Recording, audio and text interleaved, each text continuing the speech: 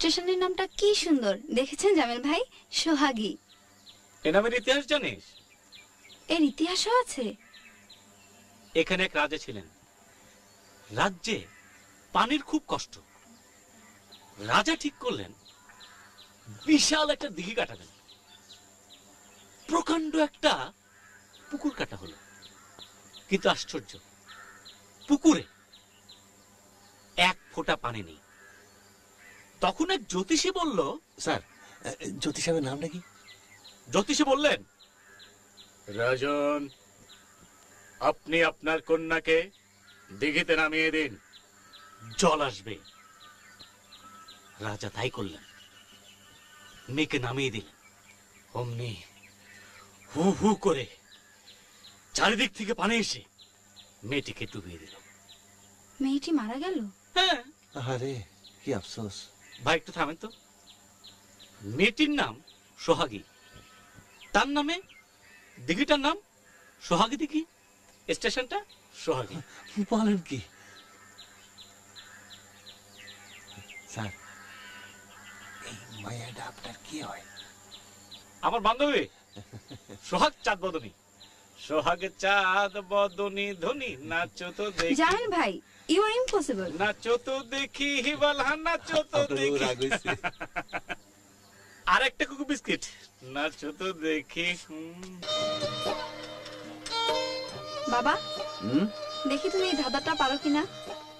এক ঘর থেকে আরেক ঘরে তুমি 10 সের পানি নেবে, একবারে নেবে, হাত দিয়ে নিতে হবে, কিন্তু কোনো পাত্র নিতে পারবে না। এবার বলো তো কিভাবে নেবে?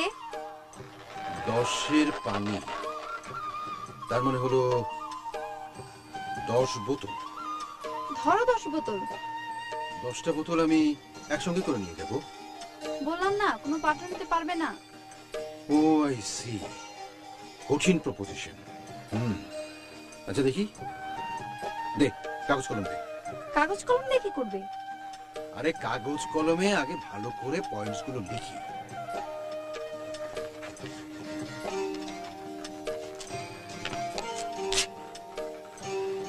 কি বললি? 10 পানি। কানের কাছে গুনগুনানি বন্ধ করবে? দেখছো না জটিল হিসাব করছি। জটিল হিসাব মনে মনে করো।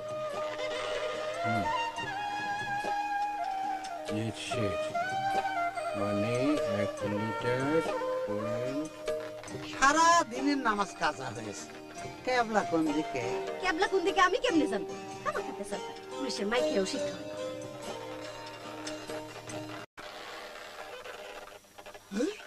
হল হল